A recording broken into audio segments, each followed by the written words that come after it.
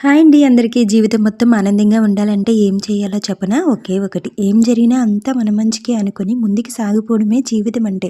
మీ పిల్లలు ఉడికించిన ఎగ్స్ తినడం లేదా? లేకపోతే ఎగ్ కర్రీ ప్రిపేర్ చేయడానికి లేట్ అయినప్పుడు కానీ ఇలా ఒకసారి ట్రై చేయండి. నార్మల్ ఎగ్ రైస్ కన్నా చాలా అంటే చాలా టేస్టీగా ఉంటుంది. దీనికోసం ముందుగా 2 ఉడికించిన ఎగ్స్ని అయితే తురుముకొని పక్కన పెట్టుకోవాలి.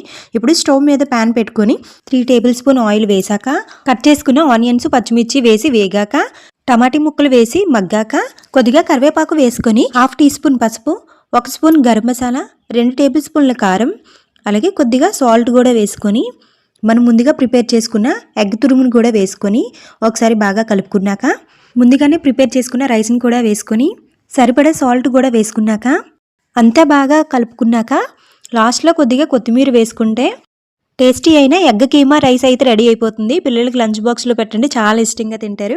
ఒక చిన్న రిక్వెస్ట్ అండి, ఆల్రెడీ సబ్స్క్రైబర్స్ షార్ట్స్ వీడియోస్ మాత్రమే లైక్ అయితే చేస్తున్నారు. అలాగే లాంగ్ వీడియోస్ ఉన్నాయండి, ఒకసారి చెక్ చేసి అవి కూడా లైక్ అయితే చేసేయండి. ఉంటాను, టాటా, బాయ్ బాయ్.